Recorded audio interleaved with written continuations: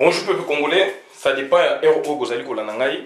Ngaï de Gonamino Christian Bola bien maman, peuple Mokonji, peuple souverain, combattant, résistant, révolutionnaire. Donc on s'appelle PNI. PNI est les politiciens non institutionnels. Politiciens non institutionnels, pour votre rappel, les politiciens Oyo, Azali na partage ya histoire et ya politique ya Congo. Na défense ya politique à Congo, politique institutionnelle azali kosala, non institutionnelle azali kosala yango, institutionnelle azali mutu o batie biloko na monoko, bato bazali lelo kuna, bato bazali ba corrompu, bato ba okoka kolobelo kote, bazana ba parti politique, bazana kata bâtiment, lelo yo bazali na parlement, donc Assemblée nationale, bazana Sénat, bazali un peu partout, na diplomatie, donc ce sont des politiciens institutionnels, donc sont des bateaux bateki mboka et biso toza ko défendre mboka. Toye lelo mbangu penza koloba situation oyo etali makambu ya arrêté ya Gentini Ngobila.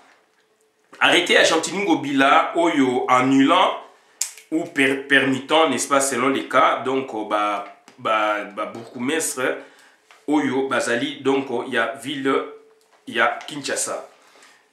Donc, pour expliquer bien, puisque tu as moins expérience, il y a Elo Kouana, tu viva baka, c'est-à-dire la période il y a Deuxième République. Deuxième République, tu le baka yango, donc ezali République Moko Oyo, lelo ngai na le baka, il y a certaines valeurs que Sengeli to récupérer parce que République Wana, ezali laboratoire politique scientifique. Mais tu critiques qui ango, tu le bas qui ezali ni ezali dictature.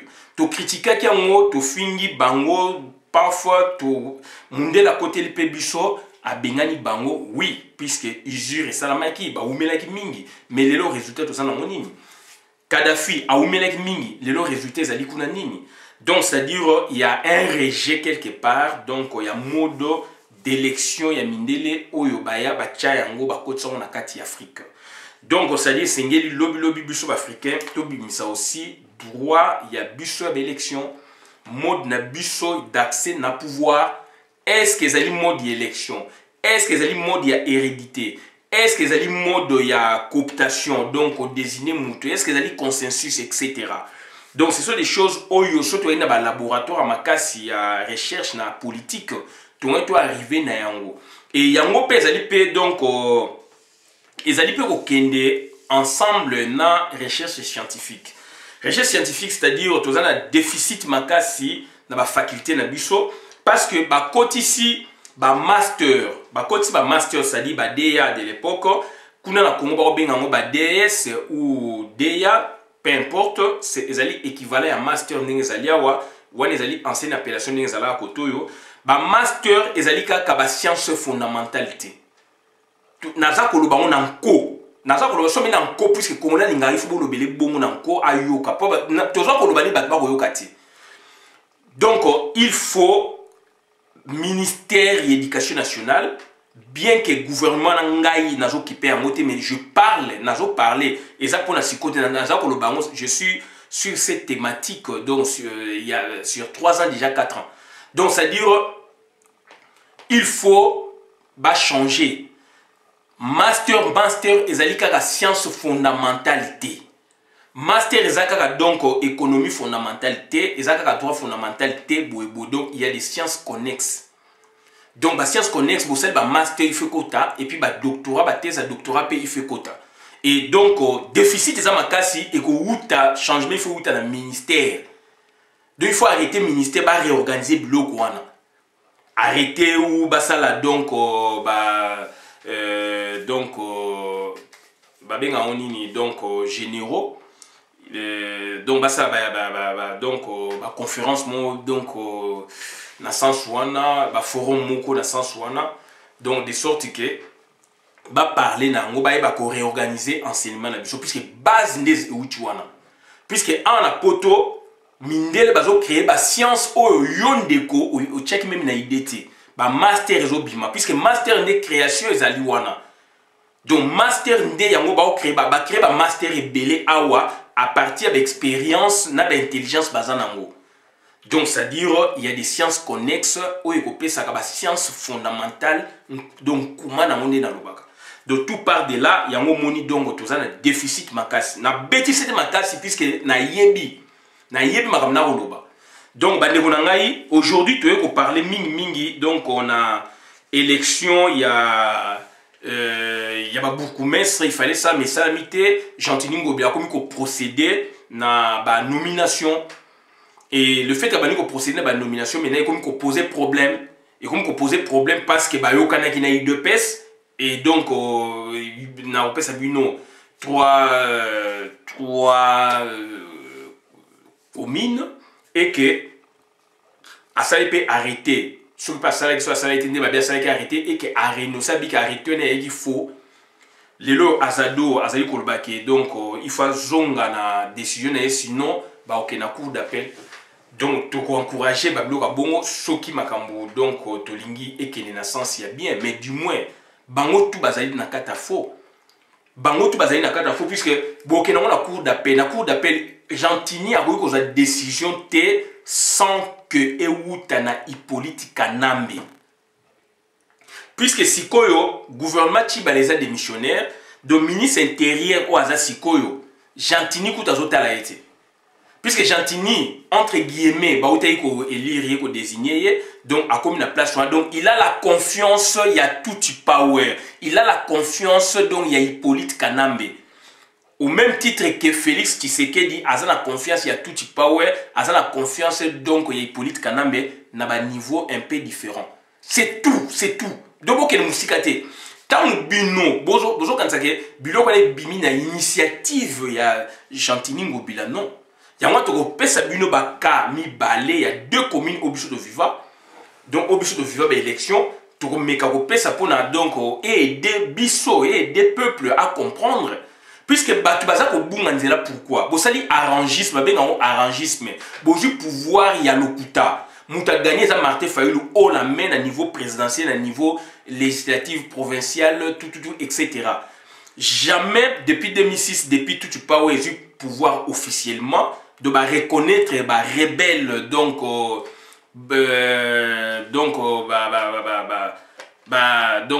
blanchir ba rebelle ba commis donc ba homme d'état.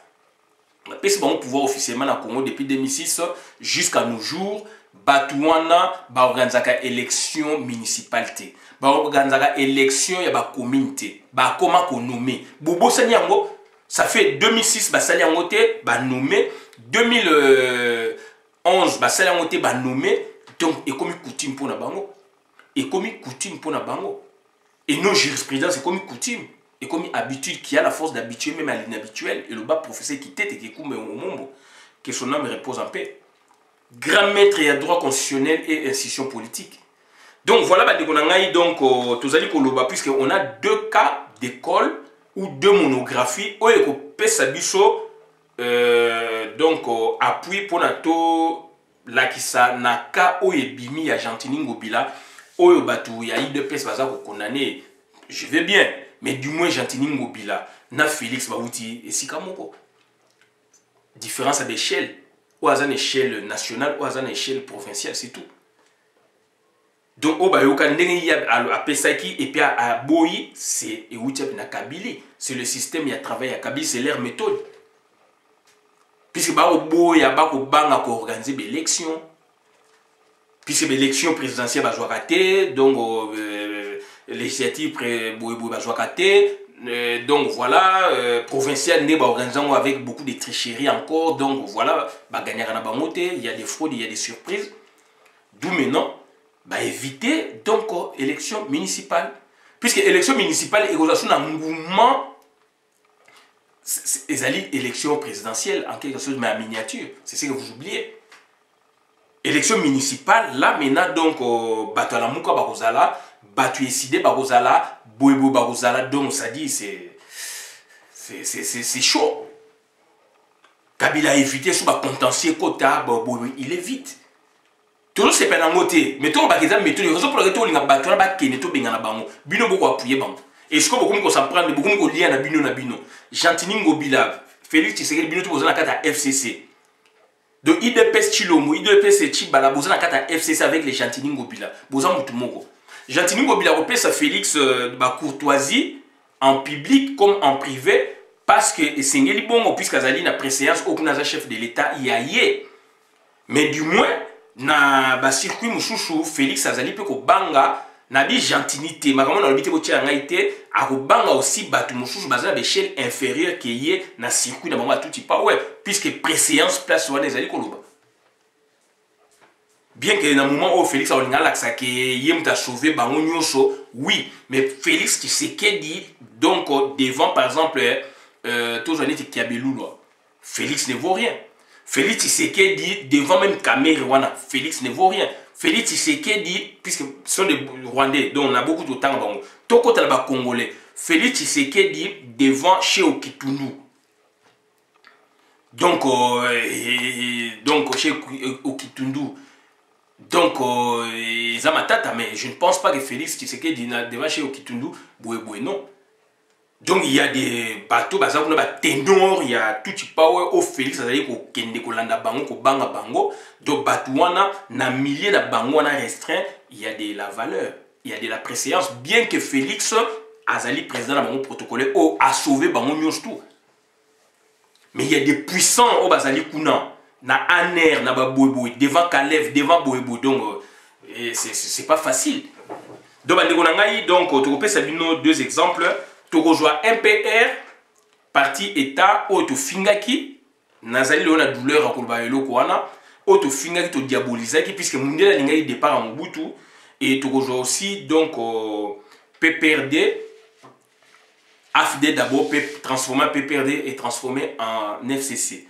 Donc, deux partis wana, donc Moko a déclaré solennellement dans la constitution programme Oyaye que Ngai, donc, tu as na monopartisme, tu as na MPR, donc, c'est-à-dire MPR ezali, donc, institution numéro 1, donc, tu as na monopartisme. Pour nous, à la présidence de la République, il faut notre président MPR. Et Bandaki légèrement le 23 décembre 1970 ou 1970. Puisque MPR est banni le 24 juin 1967, le 23 décembre 1970, donc MPR Wana, théoriquement, balobi boye, donc juridiquement, balobi bipartisme et deux partis. Mais dans le terrain, dans la pratique, deux partis moko yaki MPR. Mais combien de partis étatés?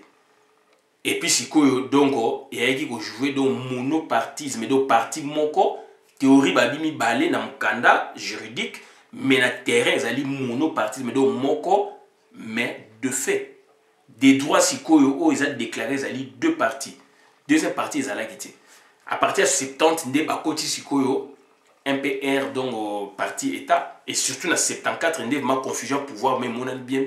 Mobutu est mon président de la République, Boye, législatif, Boye, confusion.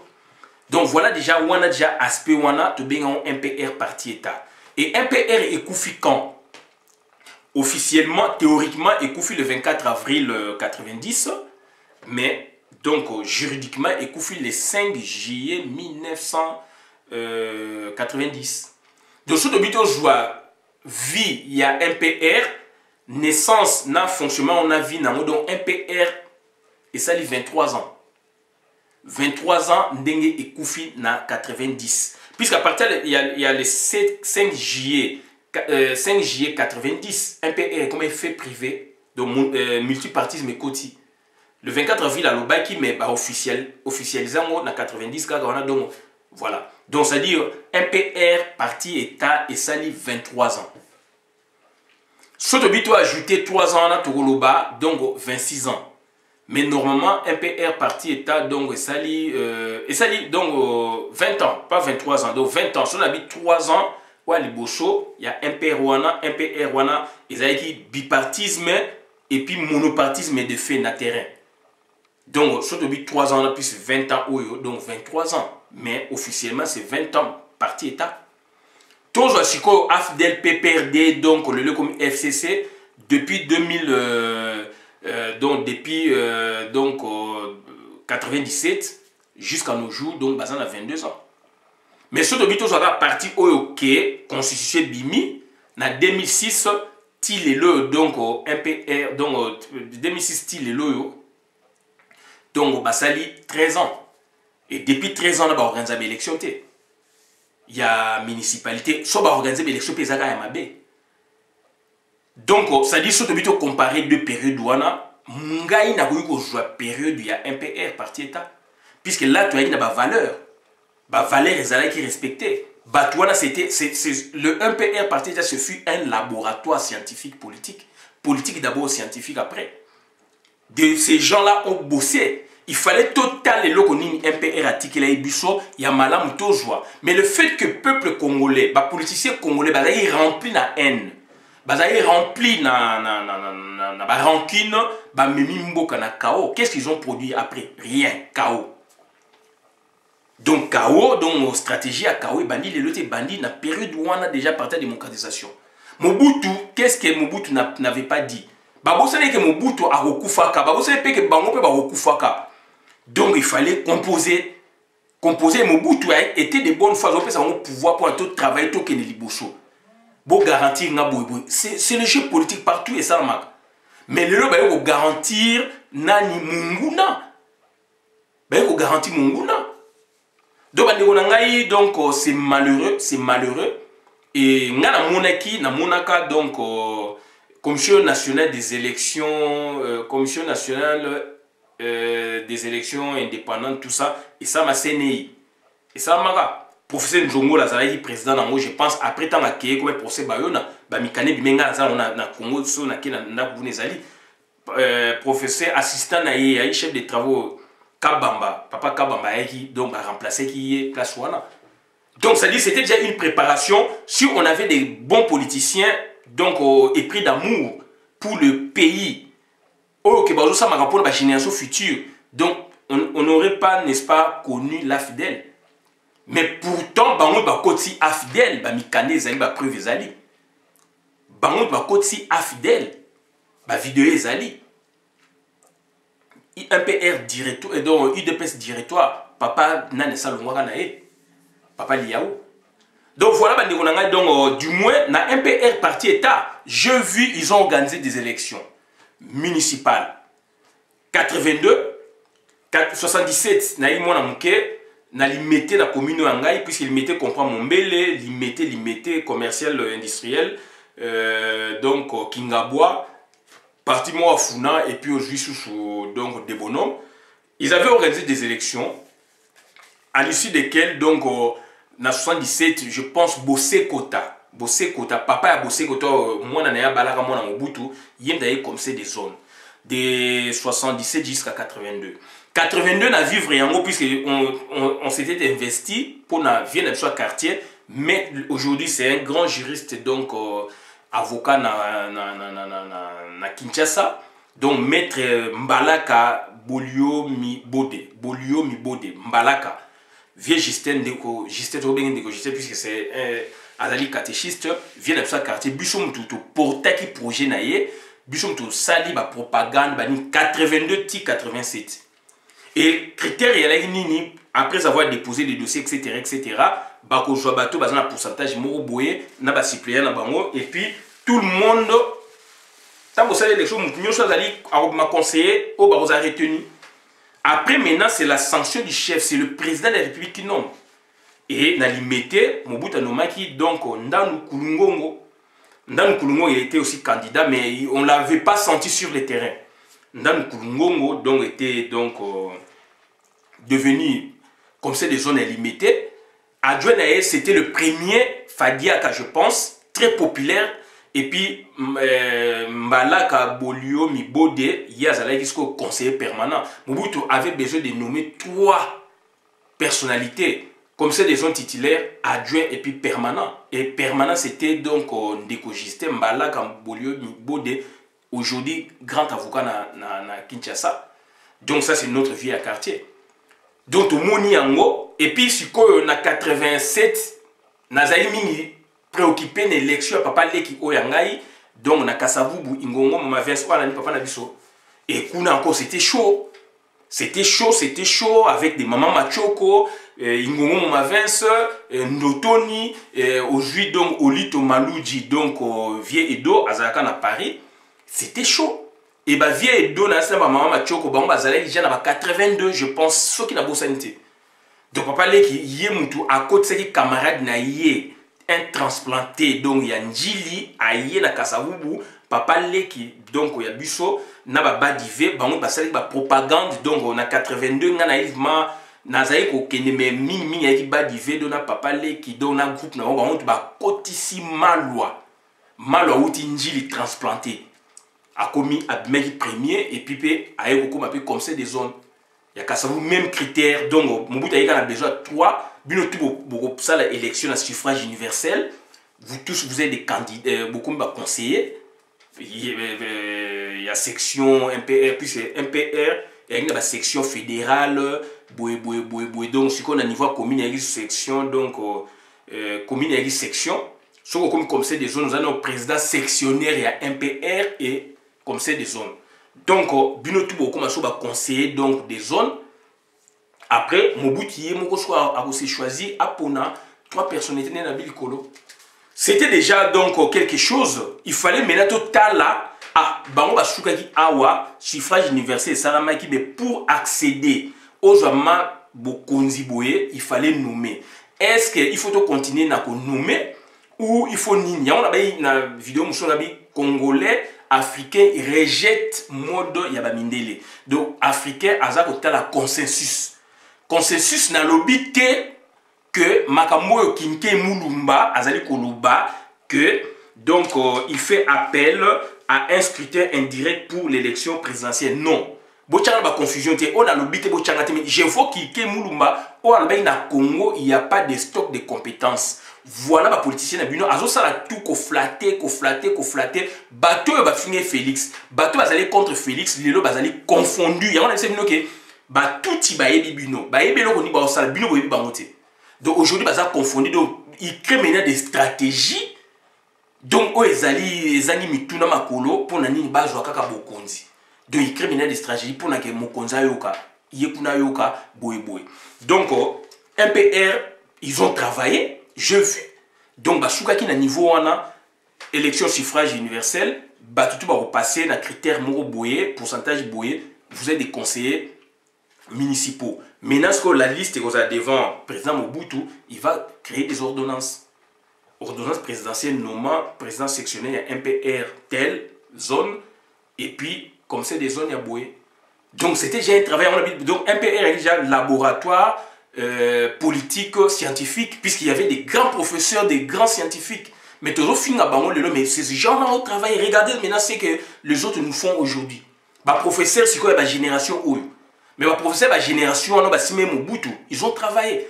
MPR, c'est fut un laboratoire. Comité central, c'est fut un laboratoire. Bien qu'on ait une dictature, Kadhafi a été un laboratoire. Que la dictature n'a pas pris, le peuple n'a pas regretté. Manque même mapaté, manque même ndakouté, manque même boyboyté. Mais ils ont distribué même richesse. Ils avaient des avantages. Mais boya qui est, donc il y a rejet. Il y a un système greffe étatique, il y a une élection, il y a africain, il y a mode mouchouchou. Donc, ce qui est ali na le master ebimi, puisque donc master est un laboratoire et doctorat et ça recherche approfondie. Ce qui est ali vraiment la recherche makasi na science politique, na droit, na relations internationales, na sociologie, na histoire. Le but ça mode d'accès au pouvoir, il y a biso na aspiration ou il y a biso. Donc, MPR, déjà, dans comme des zones, c'était déjà ça. Vous savez, vous allez, et est-ce que la sanction est à président de la République? Est-ce qu'il faut y avoir la sanction à président de la République? Ça, c'est la question, mais on a évolué déjà. Mais Bango, depuis le côté de Bokos, on a organisé l'élection. Donc, je vis ça dans Kassavou par 3 fois. Donc, en 87, Papa Leki, donc, Abimai qui. Première fois, troisième, deuxième fois, tant on va reprendre l'élection, 5e. Puisqu'il y avait la commune Mouchouchou au l'élection, ils avaient bien été. Dans MPR parti État, on a repris les élections dans Ville à Kinshasa, dans l'intérieur de 87. Papa Leki, admet 3e, maman Tchoko, vieux Olito, Malouji, Banan, Bandoto, il a été retenu. Si il faut reprendre, Papa Leki admet 5e, il était conseiller des zones. Donc, Mme Tchoko, comme c'est des zones titulaires, vient au Lito Maloudji, donc adjoint, vient au Lito Naébie depuis qu'il vient dans le quartier. Donc voilà un peu, donc c'est-à-dire, c'était ça déjà. Et puis, il y a ça la démocratisation, il y a certains comme c'est des zones, et le gouverneur, cette fois-là, c'est Mungulu Diaka, 92. Mungulu Diaka, gouverneur, il y a ville et ministre d'État. Il a un poids politique énorme. Il fut premier ministre, il fut, à l'époque, ministre d'éducation, donc un routinier politique. Ministre d'État, gouverneur à ville à Kinshasa. À suspendre 17, donc à la transition, à suspendre 17 comme c'est des zones. À Tchèchiko va conseiller des zones na Kassavou, dont mon papa Leki Ingom ma 92, 95. Balongo ba maman Tchoko. Il s'est passé un problème. Il y avait le ministre de la tutelle, donc ministre intérieur Mbalungana. Mbalungana, je me rappelle encore du nom, Mbalungana. Mbalungana, ce que bateau va suspendu, une année l'équipe, 2 ans l'équipe, bah ok na 3e année, bah que comme mon aïe na ministère intérieur. À réhabiliter bango par un arrêté. À zonsi bango et l'équipe na boucle na radio na télévision Mungulu Diaka a nini a tindi basoda après si ba consigne ba papa leki ba nani ba comme ça des zones là donc regroupement ça mène à Kasavubu et pas na biso et pas papa leki donc Mungulu Diaka a pesi message à bi donc Mobutu a bien okota makamwana te comme ma poids politique s'il vous plaît. Le poids politique compte dans la politique. Mobutu avait au côté makamwana te donc et comme makamou ya poids politique. Aïbisi Biruna oui Biruna mtayi premier ministre abi kokota makamwana te. Biruna nga s'emparer na dossier bi tika yango. Donc bango na bunana. Moudiaka étant un routinier, il a pesé. Après ce qu'a consigné na basoda na tongo boye mama machoko et puis na ba commune au ba réhabiliter ba comme ça des zones ba yé na ba arrêté ba boko kotsa bango ba comme c'est des zones où le ministre tutelle à longoli bango a réhabilité au yakala Moudia a pesi consigne na commune puisque ba gendarme ba ça na pourquoi ba boko kotsa ba comme c'est des zones à réhabilité. On a vécu ça na Congo na période de Mobutu type leki papa les gars ko lungwa na makamu mususu maman machoko étant maligne aye au côté sur la partie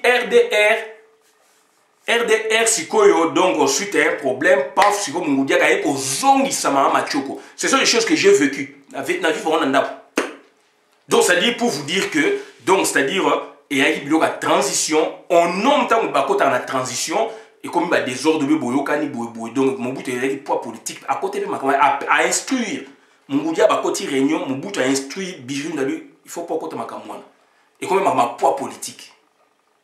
Place na sana na commune ya Kalambo ya Kasavubu to yebi biloko ato vivre yango donc bande ko ngai makamo Chantini asali azo sala donc ça dit toza na transition yango au monde même pouvoir na bango 2006 et beba ba bombaki o e baby na 2011 ba bombaki sikoyo e baby pe yango moni Chantini a commis ko nommer puisque pouvoir eza ya soloti yango la rapprocher bino ne loko mungudia ka salaka Mbalunga na sali ministre tutelle mais gouverneur à ville allié a pesi consigne puisque ville les a abi ville les a yé donc bato ba kota pete mama choka yena ba munana ye na ba batu na ye na Kasavu bana Kasavu ba yebi ba yebo ba mbila ba telema ba boyi comme c'est des zones oyo ya mungudia ka ya côté et puis réunion le na poko na ngope réunion salami makameli ki bien le bisu ba ye simbité ba bengani bango pe l'équipe.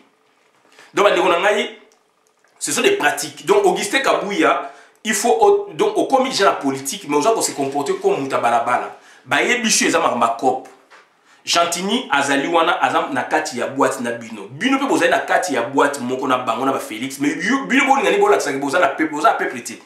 Donc, ça dit à Boyokani, pour Nabo Kamgabatouane, il faut être silencieux. Imaginons Félix Tshisekedi doit être présent en République. Bapesi arrêté. Maintenant on a basali investiture tienda ba bimisie boité aganga na balabala zo ba micro. Est-ce que ton chef a salaki? C'est là où ça manque de maturité politique. Donc ça dit politique ba ko rouler à tout moment. Donc ça dit ba bimisie arrêté. Ya on a pesi et loko ya arrêté un ministre de l'intérieur mais oh il y a gouverneur et lié, ils sont toujours en vigueur et a pesi instruction abi Teresa Yaye.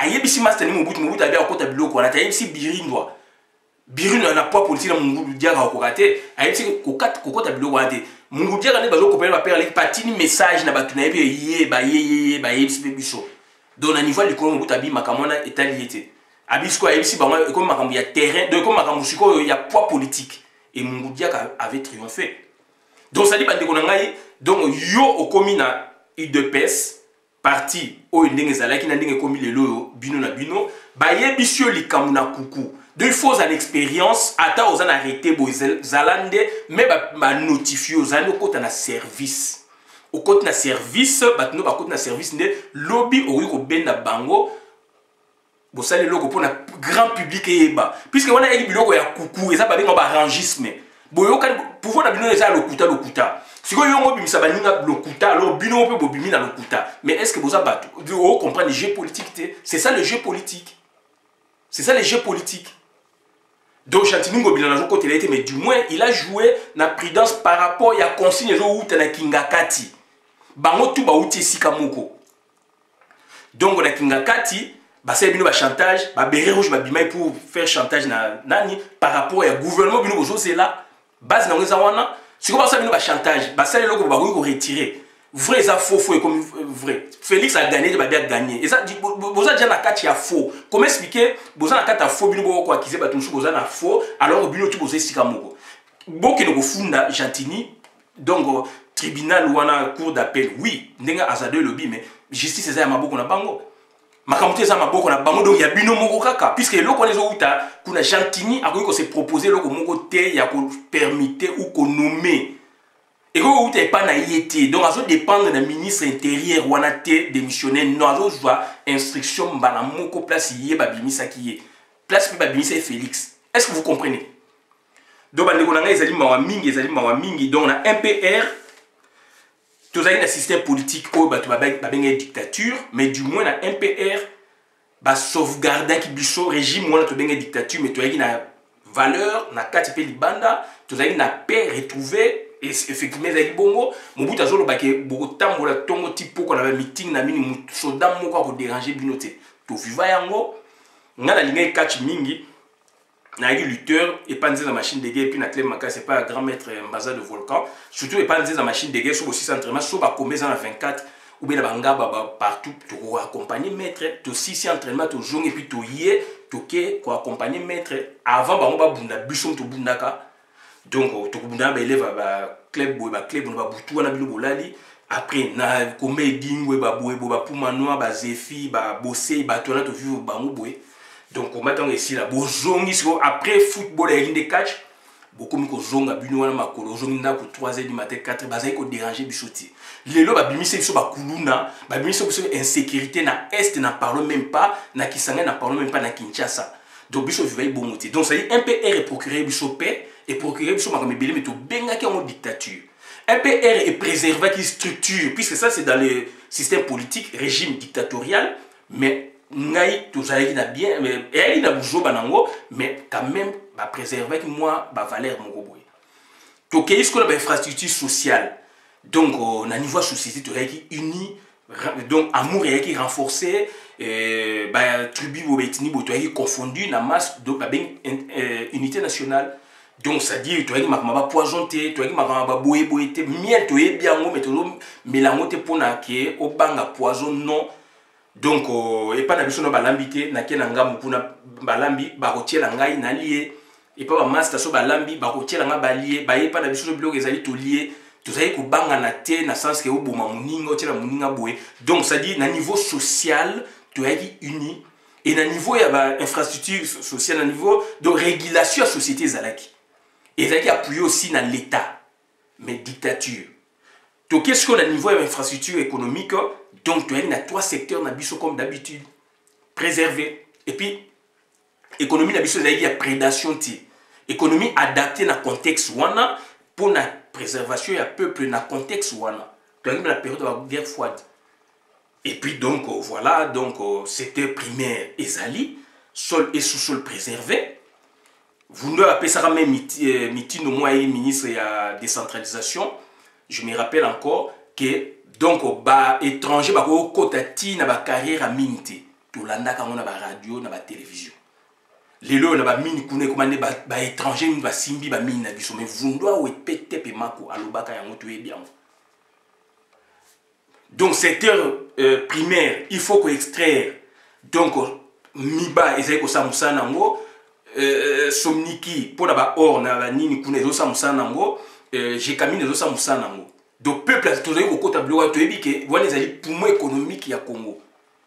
Et donc voilà, bazali ko traiter que banda tozanga ba machine ya transformation et zongeli bisonde tozali ko vivre na ba conditions ezali ko to na paix. Na contexte paix ancien. Et ngoimunu ndapo na paraphraser à l'obito baba okola atangaki na Katanga, il y avait six montagnes, il y a minéraux. Donc il y a qui est fini dans 40 ans mais 600 dans 3 ans. En 3 ans 600 donc comment est-ce que donc ma boulou. Mais dans mon bout tu as qui 6 montagnes. Mon bondage camine les alliés baïba. Donc ça dit dans 3 secteurs où on a d'autres une économie na biso ya bien il y a prédation té. Les autres comme l'économie à prédation, donc beaucoup baby infrastructure donc on a cas d'un système politique, régime politique dictatorial.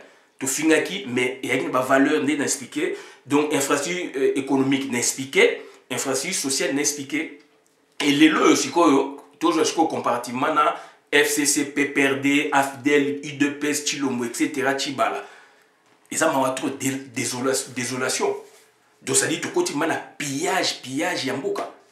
Donc, Congolais. Donc, l'élection, et ça, tout le monde peut l'élection, donc il y a 84, il y a voté vert, voté boué.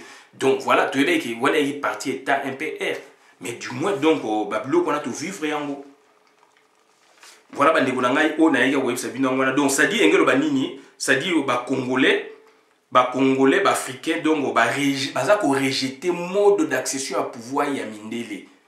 Mais Sengeli, Kotala o baninga basalaki régime successif et salaki qu'est-ce qu'ils ont fait pour na to joie to continuer on biso de to bois qui a moto bomé puisque to yi batu ya mabe na ba politicien mitema mabe na ba rancœur ba rancune ba me biso na chaos do ba me biso na tragédie ya chaos ba créer yango ba produire yango UDPS directoire excepté papa liao puis ça qui négatif bango ba côté biso ba AFDEL Basali complot contre la République, IDPS directoire, continuation donc IDPS Chilombo, IDPS donc Chiba.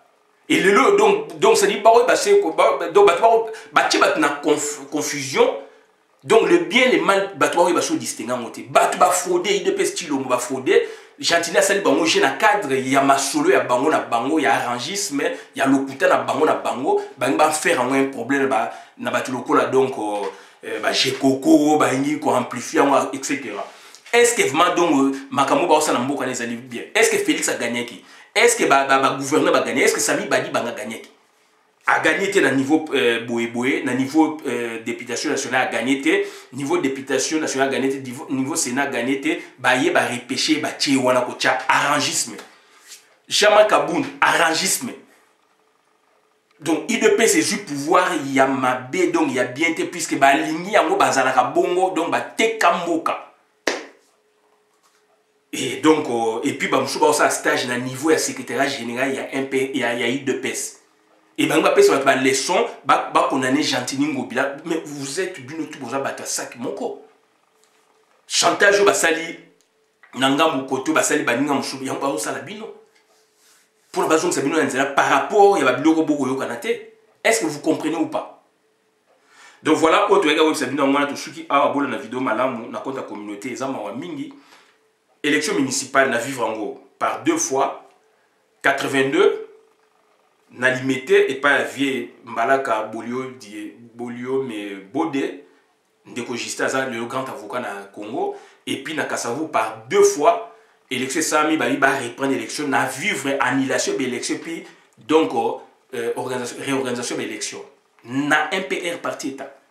Et puis tu peux bimi normal, il n'y avait pas de contestation, mais il y a moi vice de forme, il y a procédure, na bango tout ça, élection va reprendre qui n'a pas commis moussou et puis ma commis marché bien. Et donc bande konanga ezali passe mingi ezali mawa mingi donc ezali mawa mingi alors que commune est une entité territoriale décentralisée normalement. Donc commune ma comme tout est à la commune. On multiplie plus au multiplier autant de communes de sali province. Donc commune azara na voirie na ye na ba école na ya Giraka ba macadam na ye ba route na ye ba boye donc électrification urbanisation voirie donc commune so ba décentraliser pouvoir politique ba tika on ba commune donc commune chaque commune a se développer mais ba ligne on te ba kanya on au niveau à gouvernorat Gentini on a so jumbo a pesi koto alors que Gentini azali gouverner azali au-dessus. Babilo qu'on a donc normalement il fait tika na commune à Gombe, commune à Boye, d'où beaucoup de développement na ba projet na bango. Et biso tout monde a donc ba campagne ba bangide ébullition. Ba bangide donc campagne rosala puisque na comme ça des zones où ba parti politique ezali ba SID, ba MLC, ba Boye ba rosala campagne encore pour na ba kotsa bat na bango et commune déjà ville à Kinshasa bazana 24 Ville à Kinshasa, il y a 24 donc, communes. Chose jusqu'au intérieur. C'est plus que ça encore. C'est plus que même l'élection présidentielle. On a été au web, ça dit non, on a choisi abonné la vidéo, madame, la compte de la communauté. Merci. Donc, commune, donc, Ezali vraiment, donc, non, enchaîné encore, pardon. Commune, donc, Ezali, donc, si on va organiser l'élection communale, c'est plus que les élections présidentielles. Élection communale, plus que les élections présidentielles. Communes. Puisque ville à Kinshasa, il y a 24 communes. Aujourd'hui, chaque province a une commune de communes. C'est une campagne il y a. Mais c'est les élections présidentielles. Il y a un bazar au Banga. Et il y a en plein rôle, Martin Fayou m'a dit dans un mot kokate. Il y a un moni balingi ba kende na nomination. Ndenge basaki na 2006 na 2000 et donc Gentini de ba pesiende ameka taba moni donc bato IDPS na makamule mso ba gouvernement na bino boko yoka na kuna biente ba retirer bino et ça bino politique et yé kuna Augustin Kabuya yebite azomona makamulu kola donc ce sont des gens qui n'étaient pas préparés à faire la politique donc azomona makamulu ka ndengwana ba yebisi makamulu na kuku ozo sa politique il faut jouer le kola boko zela patron na yo Félix Ate Tshilombo à la kisiango ba yebisi cop azo sa la cop azeliti cop na ye komi na suka ba investir yenda ba niko ganga tant on va investir et ba pesi promesse donc non ba pesi promesse mais ba pesi même notification ba pesi notification mais il faut pas installer est-ce que vous comprenez ou pas ba pesi notification il faut pas installer ba ko ça peut arrêter peut ba bomi peut arrêter wana beaucoup justifier on mais yé peut ko lobby que Gentini lobby que donc arrêter wana ezali faux il faut que ba kanga mutwana siko yé azali donc gouverner ya province beaucoup funda ye justice ezali ya Tshilombo ezali pe ya ye et na ba relation bazana ngokuna donc eloko mo ekosala mate siko bolingi bo même peuple wapi donc bo sa stage na niveau ba secrétaire généraux na bino voilà ba yebisio na kuku yo za politicien vanisa batu ezali kama makamnyo sur télévision te makamnyo sur la télévision te puisque ezali déjà politique makamnyo ba yebisio tu gardes ça il faut informer Batunayo et puis au PC instruction. Tant si tu sais ça évolution ça mais na lingité là au plus moins de sanctions. C'est ça l'organisation. Ou bien au yebisi bangote nde boshoni na likolo aujourd'hui la sikoyo ba notifier ba installer nde oyo ko sala point de presse. Yo makamna ne salamité au beleli déjà tant au beleli mais bata politique ba mona que tout ça en face na batu moko ba yebi politique té. Politique ba aussi mis open notification et puis ba bomi en sous ba sali notifier ba pesi même arrêter ba notifier yo après sous arrêter monsieur yé sous annuler l'autre arrêté boyo ka mbilo ko ordonnance telle annuler l'autre ordonnance boye ba monter si comme on condamner Gentini Ngobila mais boza na terrain politique boye bi ba peuple élection toujours mon na mais boza na terrain politique